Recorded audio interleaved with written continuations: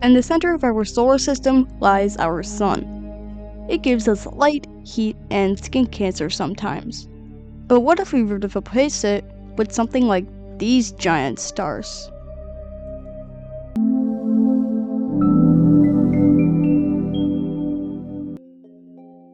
Let's start with the smallest star that we know of, whose name I'm not going to fully state because...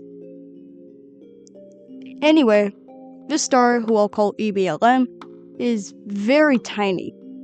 Here's it compared to our sun. It's very small. Putting it in the center of our solar system, everything would just fly out of the solar system due to its gravity being so weak. But if they didn't, the Earth would be around 110 degrees Celsius, and it would be roughly 3 times brighter than with the sun. Compared to with the sun, with about 15 degrees Celsius. But not all small stars come with such results.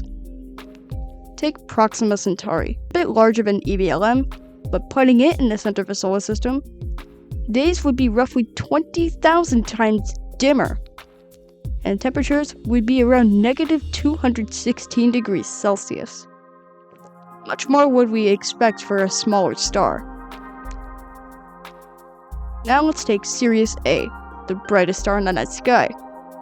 It's quite a bit bigger than the sun, with 2 solar masses. Putting it in our solar system, days on Earth would be roughly 23 times brighter, and would be roughly 370 degrees Celsius, closing in on the max temperature of Mercury. Pollux is a pretty large yet very small star. It has a radius about 5 times bigger than Sirius A, or about 9 times that of the sun.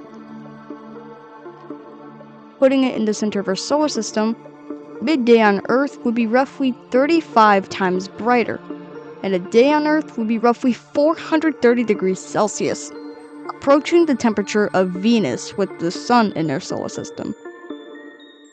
Arcturus is a red giant star, which is around 25 times bigger than the sun and 1.1 times its mass.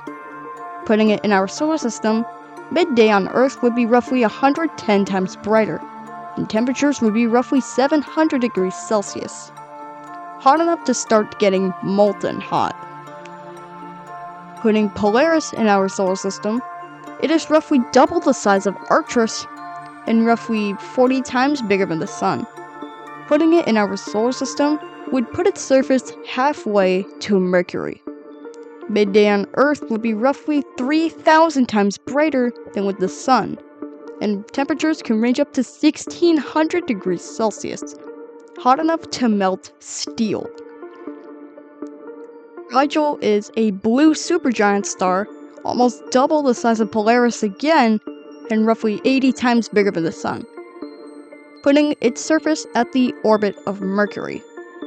Midday on Earth would be roughly 300,000 times brighter than with the sun, and its surface would be roughly 6,000 degrees Celsius, hot enough to straight up melt diamond. But Rho Cassiopeia is even bigger. From the perspective of Earth, Rho Cassiopeia would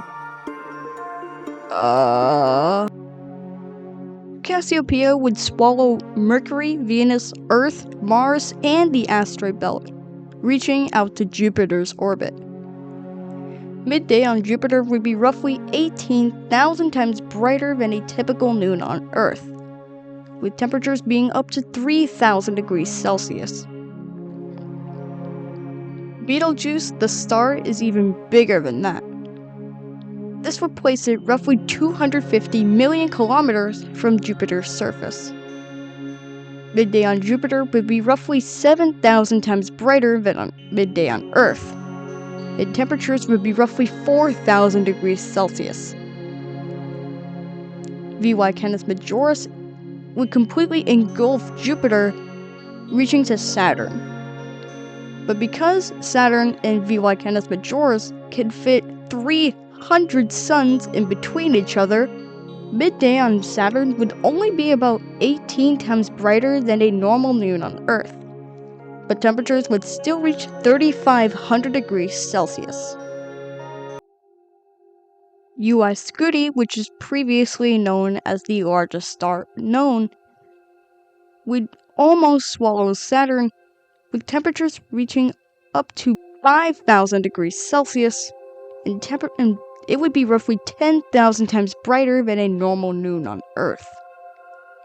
And now, for the star we've all been waiting for. The current record holder for the biggest known star, Stephenson 218, would completely engulf Saturn's orbit. It would still lie nearly 1.3 billion kilometers from Uranus.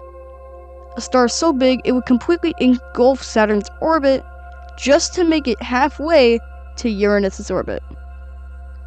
But midday on Uranus would be roughly 3,000 times brighter than a normal noon on Earth, and temperatures would reach up to 2,000 degrees Celsius.